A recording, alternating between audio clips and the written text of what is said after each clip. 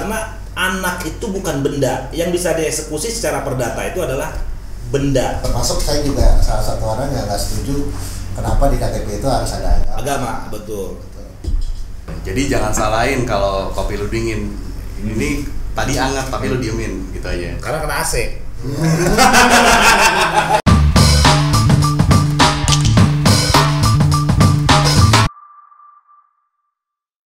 Halo, selamat datang kembali ke Breakout Channel Law and Business. Seperti biasa bersama rekan saya Ari Afrizal, advokat terdaftar di Pradi dan kurator terdaftar di AKMI. Dan malam ini kita akan ngobrol-ngobrol dengan salah satu pengacara keluarga Family law lah ya. Family Law, yaitu Pak Purnomo Dinanto Santoso, atau biasa dipanggil Nomo atau Bang Tony. Kita panggilnya Bang Tony aja. Tony ya. Tapi dia namanya kayaknya Nomo itu terkenalnya di sini doang. Tapi kalau di luar dia lebih terkenal kayaknya dengan Tony. Tony. Bang Tony.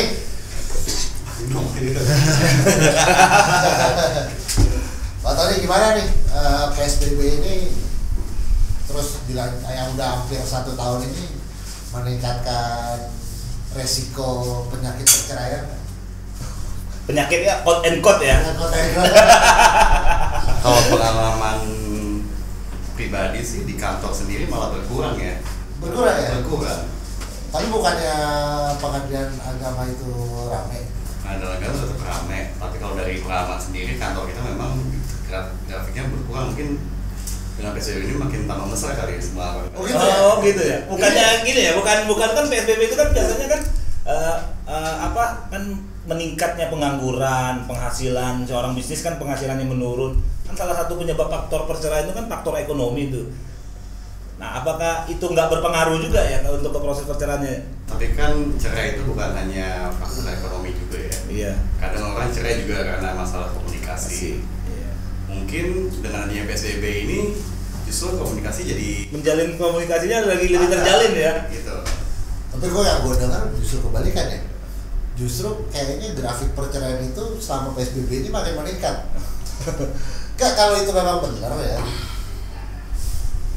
mungkin gue setuju juga dengan Pak Tony.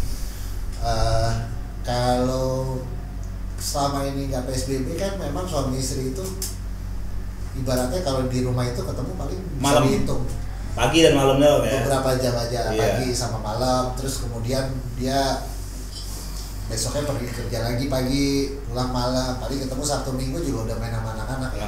Nah begitu mereka ketemu 24 jam berbulan-bulan, sepertinya mungkin ada satu konflik yang konfliknya itu bukan hanya satu faktor tapi multifaktor gitu ya, akhirnya membuat perceraian itu meningkat. Tapi kalau misalnya memang di kantornya Bang Nomo ternyata sedikit ya, kita senang juga lah gitu kan, artinya memang kalau memang begitu pemerintah harusnya kasih libur lebih banyak lagi ya. agar tingkat perceraian bisa diturunin. Iya. Keadilan penuh juga. Lebih harmonis.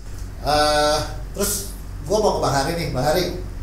Kalau perceraian itu sebenarnya pasti hal yang gak enak lah. Tapi kalau secara proses hukum itu menakutkan gak sih sebetulnya? Sebenarnya kalau secara proses hukum sih perceraian itu bagi lawyer adalah perkara yang paling sederhana, yang paling bukan gampang juga ya, maksudnya yang paling sederhana lah, yang paling kalau mau jadi seorang lawyer tuh paling enak tuh belajarnya dari perceraian, karena prosesnya juga secara tertib administrasi pengadilan agama tuh jauh lebih tertib dari pengadilan-pengadilan lain ya, kayak pengadilan negeri, militer kayak gitu, karena secara waktu sebenarnya sederhana aja, nggak ada yang sulit. Tapi kan yang jadi masalah orang sering karena sering berulang-ulang datang itu, jadi orang males datang untuk ke pengadilannya. Kan bisa sidang kan bisa tiap minggu, mediasi dulu, nanti terus minggu depannya lagi mediasi lagi, bisa mediasi lagi, terus selanjutnya kalau nggak ada mediasi mentok ya kita langsung proses perceraiannya kan, proses persidangannya ada jawaban, replik, duplik, itu yang orang males kan kadang kalau orang ngerti. Tapi sebenarnya kalau proses persidangannya sih gampang, bukan gampang juga, maksudnya mudah dipahami oleh masyarakat pada umumnya lah gitu. Pak Tori, kalau tadi Bang Hari bilang kan pengadilan agama. Iya. Mungkin bisa dijelasin kali kalau misalnya kenapa sih perceraian itu kok ada yang di pengadilan agama, ada yang di pengadilan negeri gitu Pak? Oke, kalau pengadilan agama itu dikhususkan untuk orang Islam atau Muslim. Penyelesaiannya kalau misalnya nikahnya di KUA punya buku nikah, ya maka dari itu caranya harus di pengadilan agama. Jadi produknya dari pengadilan agama itu nanti keluar akta cerai dari pengadilan agama. Kalau pengadilan negeri itu dikhususkan untuk yang di luar Muslim. Jadi begitu cerai, putusan itu kita urus sendiri ke catatan sipil, baru keluar akta cerai dari catatan sipil. Perbedaannya sih yang mencolok. Berarti kalau nikah secara Islam nggak masuk catatan sipil dong? Enggak, di KUA. Tapi kalau nikahnya dia secara non Muslim, tapi seiring berjalannya waktu keluarganya masuk menjadi Muslim, bisa nggak itu diprosesnya di pengadilan agama? Kalau Nikahnya secara non Muslim ya, Ya. ada akta nikah lah segala macem. Tapi seiring berjalannya waktu setelah 5 tahun atau 10 tahun dia masuk menjadi Muslim. Setelah itu dia ingin berpisah lah ya. Nah prosesnya gimana tuh ya? kan gini, kalau kejadiannya belum pernah ketemu ya. Kalau misalnya pas kedua-duanya non Muslim tiba-tiba konflik menjadi Muslim. Jadi ditanyain hari ini gimana, satu Muslim satu non Muslim atau anggaplah dua-duanya Muslim, tapi secara pernikahan dia non Muslim. secara pernikahan non Muslim? Ya tapi kan gini, kalau dua-duanya Muslim udah pasti ke pengadilan agama kan, gitu. Nggak, yang kalau setahu gue ya, yang nanti akan dibatalkan oleh pengadilan mana itu pasti nikah awalnya. Jadi dia tercatat nikah secara syariah, Secara Muslim ya. secara Muslim atau nikah non Muslim. Jadi walaupun katakanlah dia nikah di gereja, dia dicatat di catatan sipil, terus kemudian katakanlah pindah ke agama Islam, ya pasti nanti pemutusan pembatalan cerainya malah pengadilan negeri. Harusnya seperti itu Bang Hari. Nah tapi gini deh, gue juga ini kok jadi kayak diskriminasi ya. Gini, kenapa orang yang dicatat pernikahan yang di catatan sipil itu hanya yang non Muslim? Harusnya walaupun itu nikah secara agama Islam, punya buku nikah, harusnya dia juga punya catatan sipil. Karena kan gini, keluarga negara itu kan tidak dibedakan oleh agama sebetulnya. Kementerian Agama juga bukan menterinya satu agama aja. Ya, itu kan KUA itu kan sebenarnya kan di bawah Kementerian Agama gitu kan. Ya. Secara organisasi ya. Tapi ada nggak sih Bang, emang sekarang kalau yang nikah secara Islam itu online nggak sih di catatan sipil? Sepengalaman Bang Romo sebagai salah satu pengacara keluarga terkemuka di Indonesia Yang sering keluar masuk pengadilan agama ya. Muslim nikah secara, jadi Muslim itu gini, Muslim itu nikah kan dapat buku nikah. Ya. Tadi kan Bang Tony kan bilang kalau non Muslim itu secara otomatis habis dia pemberkatan di gereja misalnya Nasrani ya, kemudian dia kan akan tanda tangan akta catatan sipil. Sementara kalau kita menikah secara Islam kan nggak pernah tanda tangan, hanya menandakan buku nikah. Itu yang menandatangani buku nikah itu akan dicatatkan di KUA lagi nggak ya? ya pasti tercatat Bang. Di catatan sipil? Tidak, di KUA saja. Karena kecuali kalau orang Muslim itu menikah di luar negeri. Oh.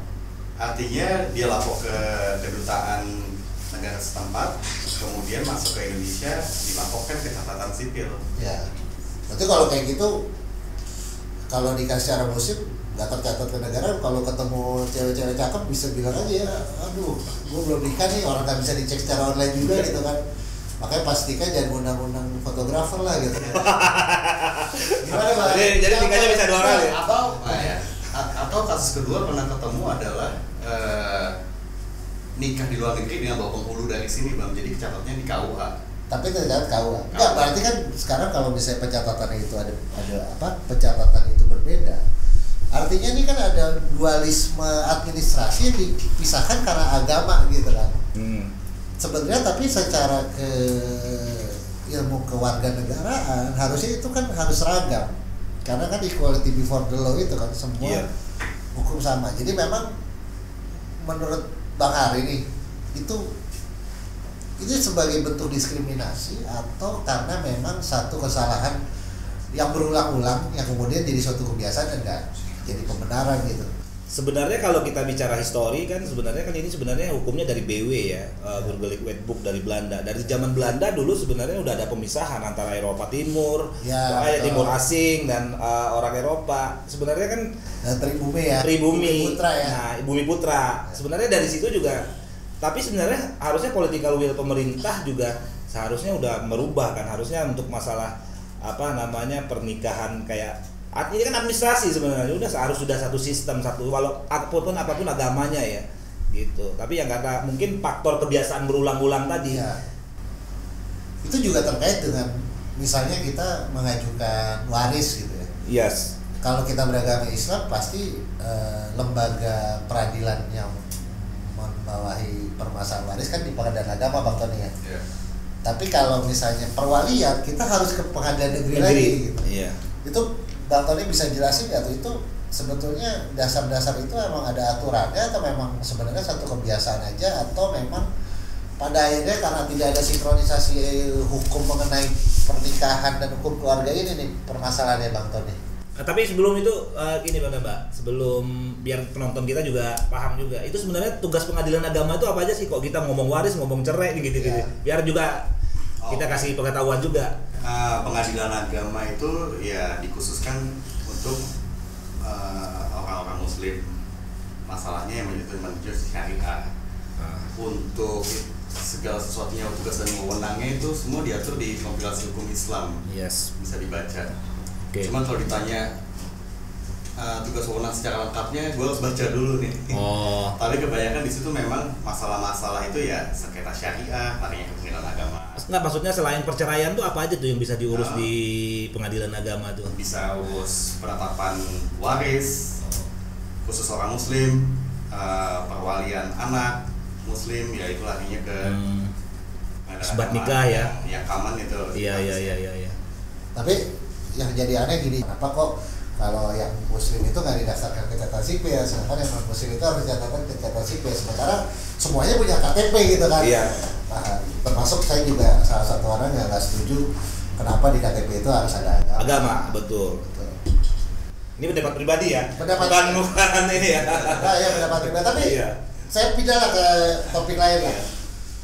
Masih tetap perceraian ya kan? Nah, kan kalau misalnya di luar negeri itu kan kalau urusan hak asuh anak itu kan ada yang namanya restraining order, Bang.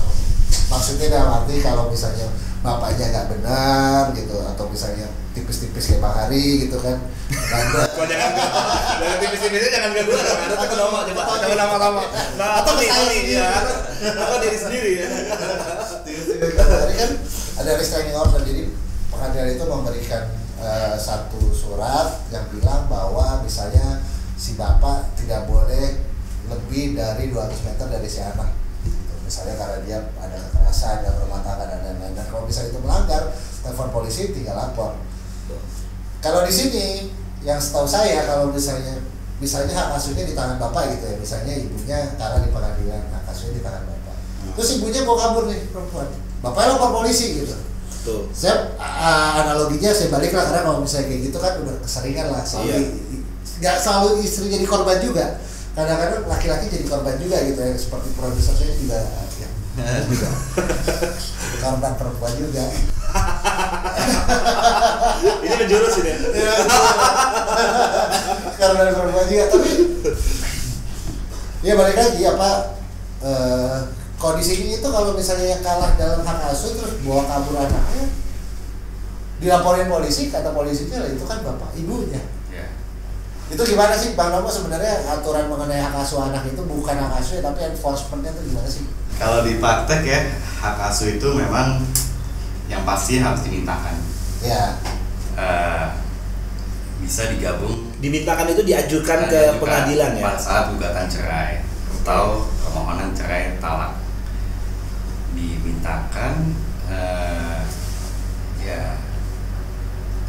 tunggu sampai berkekuatan hukum tetap baru bisa dinyatakan dia pemegang hak asuhnya gitu. Nah tapi yang terjadi memang biasanya kalau udah menang di tingkat pertama, salah satu orang tua nguasain nih, yang terjadi memang saling lapor polisi gitu kan. selain lapor polisi sendiri, biasanya polisi jarang untuk mengeksekusi itu bang. Paling hanya menasehati para orang tuanya gitu. Udahlah sama-sama orang tua ini janganlah kalian rebutan gini. Agak susah juga ya penegakannya ya hukumnya ya untuk eksekusi hak asuh anak untuk yang pemegang hak asuh. Jadi, baik bapak atau ibu ya. Namun kalau misalnya udah berkekuatan hukum tetap, dengan bantuan pengadilan bisa tuh bang, dengan bantuan polisi untuk mengeksekusi anak itu. Tapi bukannya eksekusi itu kewenangannya jurusita pengadilan ya? Faktornya. Iya pada saat perintah polisi untuk mengawal dan tapi secara pidana kan nggak bisa. Secara pidana masuk nggak unsurnya? Jadi gini, saya jelasin dulu. Maksudnya masuk unsur pidana itu tidak semua hal-hal yang seakan-akan secara norma itu dianggap salah, tapi di undang-undang undang-undang hukum pidana kita itu nggak diatur sebagai pidana.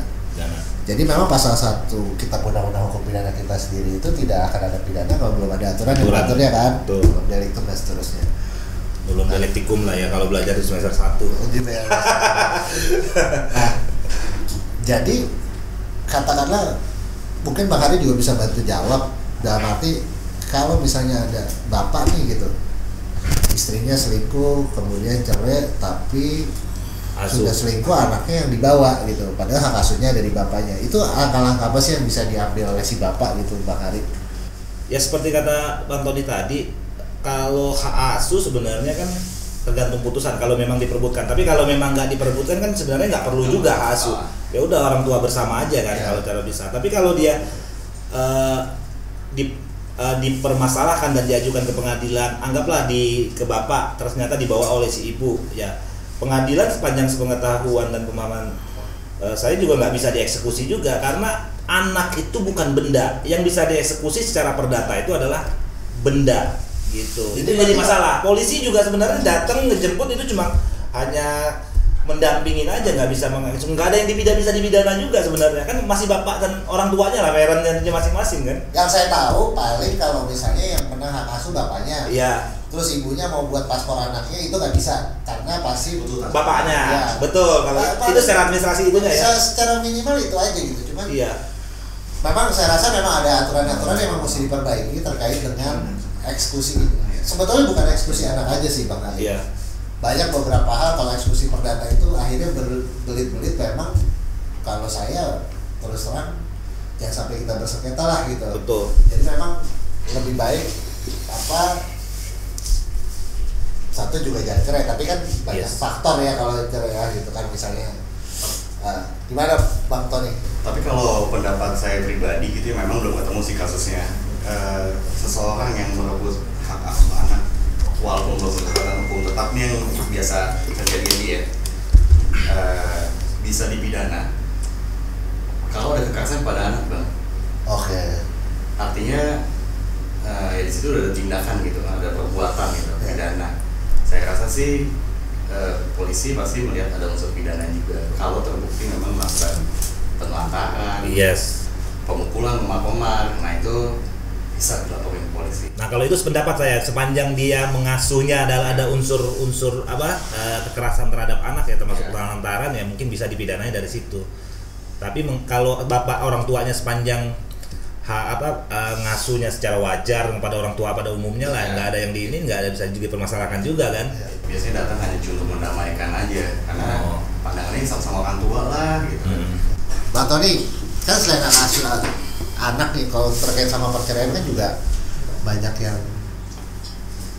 yang saya tahu itu mengenai pembagian harta nikah itu kan juga nggak mudah gitu kan. Bahkan ada yang bertahun-tahun itu harta nggak dijual karena masih ribut aja antara suami istri gitu. Nah itu sebenarnya prosesnya tuh gimana sih kalau ini penting juga nih. Kadang-kadang yang dipeributkan tuh bukan anaknya, tapi yang justru yang utamanya kadang-kadang itu yang hartanya ya. Sebenarnya sederhana sih bang, mau digugat kayak apa juga hasilnya terakhir 50-50 kok dibagi ini. Sepanjang harta itu didapat selama mereka menikah.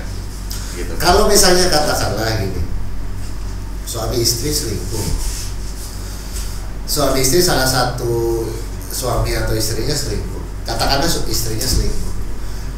Nah suaminya berhak gak sih dapat harta yang seluruh harta bersama atau tetap mesti dibagi dua ya? Apa ada alasan-alasan yang bisa Penyebab. menjadikan salah satu pihak itu mendapatkan 100% harta gitu karena kesalahan salah satu pihak?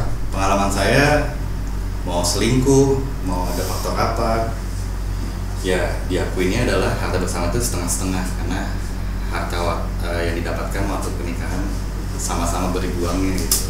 Oh, sama-sama berjuang ya. Dan itu nggak dilihat misalnya pada saat itu misalnya yang nyicil suaminya Enggak. atau ini nggak Enggak. dilihat. Walaupun ada salah satu pihak mungkin yang KDRT atau apa selingkuh kayak gitu Iya. ya. Mungkin Nggak ada, itu bukan faktor penyebab untuk bukan.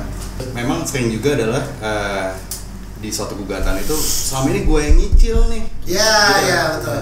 Seharusnya gue berhak nih 70 lu 30. Itu tetap aja putusannya hakim pasti akan memutuskan setengah-setengah dari pengalaman saya Iya. gitu.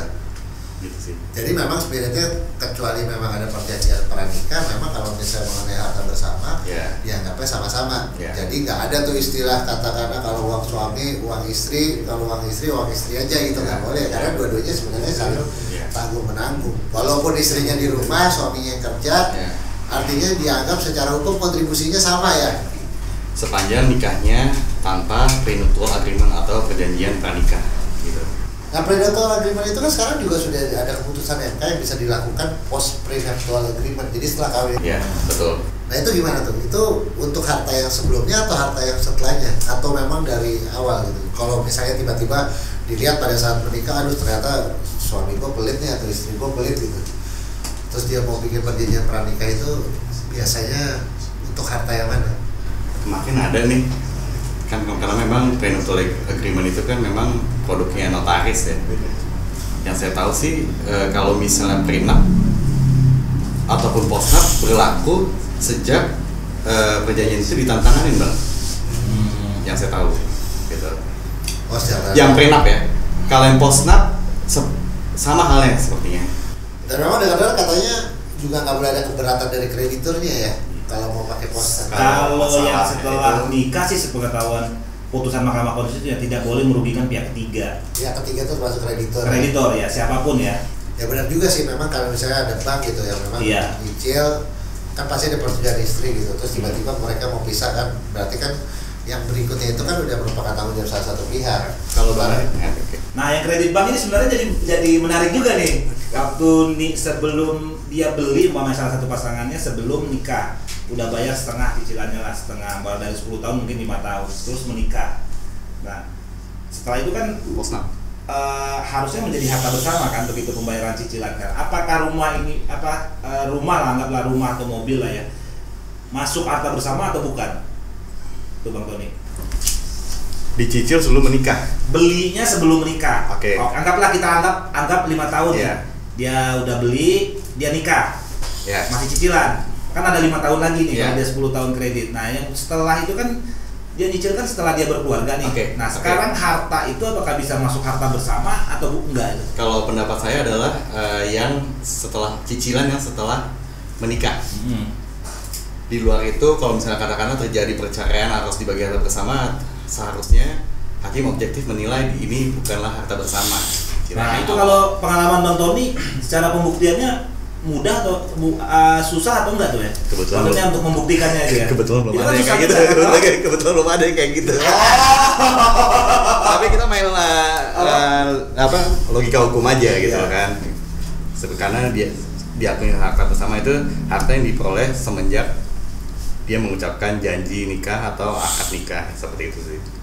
Sebagai advokat juga kan kita punya moral obligation gitu. Bukan hanya untuk memberikan advokasi, tapi kita mencari edukasi juga. Kalau dari sisi Bang Nomo, kalau ada datang orang cerai, minta cerai, misalnya orang, Pak Tony saya mau cerai dengan suami saya dan lain-lain, apa sih langkah yang pertama kali Pak Tony lakukan sebagai advokat biasanya? Nah, sebelum pandemi ini kantor ya, rata-rata 4 orang mau cerai, tapi nggak semuanya jadi kasus. Oke. Kenapa gitu? Yang pasti pertama klien itu saya ajak ngobrol, masalahnya apa, Ya. seberat apa, seyakin apa mau cerai, karena memang ada konsekuensi yang mesti dijalani nantinya pasca perceraian. Gitu. Kebanyakan Lebih ke nasehatin lah ya. dinasehatin, ya udah nggak jadi cerai, rujuk. Ya itu kepuasan juga buat saya gitu loh.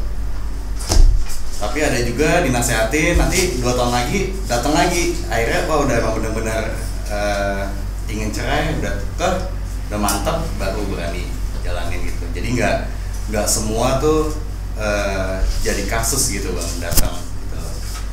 Yang pasti saja membicara dulu masalahnya di mana, kondisinya seperti apa gitu. Kadang-kadang hanya cuman ribut-ribut ego aja, ya ngapain sih cerai, ada anak segala macam gitu bang. Betul juga sih Pak Hari, kata Bang Romo. Kadang-kadang juga sih ketemu orang gitu, katanya mau cerai dengan berapi-api, bilang saya mau cerai sama suami saya dan lain-lain. Saya terakhir tanya, Anda ini apa bergaul sama suami Anda kapan? Pertama terakhir kali tadi malam. Kok bisa udah mau cerai? Oh ada pernah ada ya ketemu gitu ya. Bahkan kadang-kadang saya juga Lagi proses pun ada. kalau Tapi kemungkinan untuk berdamainya tetap masih ada kan? masih ada justru kalau saya melihatnya biasanya sebenarnya paling gampang itu ini, kalau ada yang datang gitu, perempuan gitu datang, saya mau cerai dong gitu, dan terus saya tanya terakhir sama suaminya kapan, saya tadi malam gitu. Aduh ini kayaknya enggak deh, saya bilang udahlah pulang aja lah gitu, pulang aja. Mungkin ego sesaat aja ya. Tapi kalau ditanya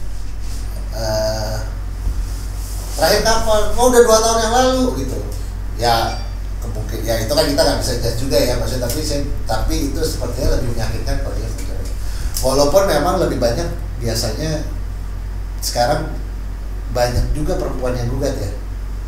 Nah pengalaman ya ini juga yang mau ditanya ini, kalau pengalaman Bang Tony itu sepanjang menjadi lawyer yang di bidang perceraian itu kebanyakan lawyer ya family law lah ya. Family lawyer ya. Lawyernya gak cerai. Ini saya mau luruskan aja nih. Iya. Sebenarnya Lebih banyak saya memang paling banyak hukum keluarga, karena di kantor ini tidak ada yang bisa dengan sabar menerima keluhan-keluhan, terutama masalah keluarga yang melibatkan masalah hati biasanya. Ini susah nih di sini gitu. Hati dan perasaan lah ya. Hati dan perasaan. Sebenarnya spesial saya memang di perdata, artinya apa? Commercial dispute itu saya juga tanganin gitu loh. Kapal tanker. Kembali lagi, itu lebih banyak mewakili yang untuk penggugat ya. Okay. Penggugat itu baik penggugatnya itu apakah perempuan, apakah laki-laki? Dari pihak laki-laki atau perempuan gitu untuk mengenai penggugatnya. 50-50 sama banyaknya. Hampir sama banyak ya. Banyaknya. Faktor penyebabnya itu rata-rata kebanyakan apa tuh ya? Faktor penyebabnya biasanya tidak ada komunikasi, kemudian ya masalah ekonomi terutama ya, itu juga jadi faktor. Dan yang ketiga ya ada orang lain dalam pernikahan gitu kan, seperti itu sih paling banyak sih. Ada orang ketiga juga lah ya, kayak artis-artis gitu kan kalau bahasa itu Bang gosipnya Tony kan. sering pegang artis juga dong? Apa? Bang Tony sering pegang artis ya? Nggak sering. Gak Tapi ya, sering nggak boleh kasih tahu. menjaga privasi. Oke, sebelum saya akhiri nih, kira-kira dari Bang Tony dulu ya, Iya. ada pesan-pesan nggak sih misalnya, atau misalnya ada harapan-harapan nggak sih gimana sistem legal system di sini terkait dengan hukum keluarga, terutama soal perceraian. Kalau mengenai hukum acaranya, tata tertibnya, ya itu kan urusan pemerintah ya yang mau mengubahnya, apakah kita mau berubah atau enggak. Tapi kalau masalah administrasi, tadi saya sependapat sama Bang Ari bahwa secara administrasi memang lebih tertib gitu. Harapannya sih mudah-mudahan untuk pengadilan negeri, untuk masalah-masalah hukum keluarga ini, kalau bisa tertibnya juga sama dengan seperti pengadilan agama. Masalah waktu, ambil antrian sidang, ya kemudian jadwal-jadwal sidang itu sangat tertib gitu seperti pengadilan agama. Harapannya sih pengadilan negeri bisa seperti itu, gitu, kalau sebagai praktisi. Dan buat Bang Hari dan Bang Romo, kalau bisa dibilang sebenarnya kalau untuk mengajukan cerai itu kesimpulannya, tapi kita ngomongnya jangan Bang Hari dan Bang Tony sebagai pengacara ya. Yes. Kalau dari orang awam gitu, sebenarnya perceraian itu menakutkan nggak sih sebetulnya? Kalau pengalaman gua sih perceraian itu jalan terakhir lah ya. Kalau memang udah nggak ada ini, ada antara sesuaian lah antara laki-laki dan perempuannya, mungkin itu jalan terbaik.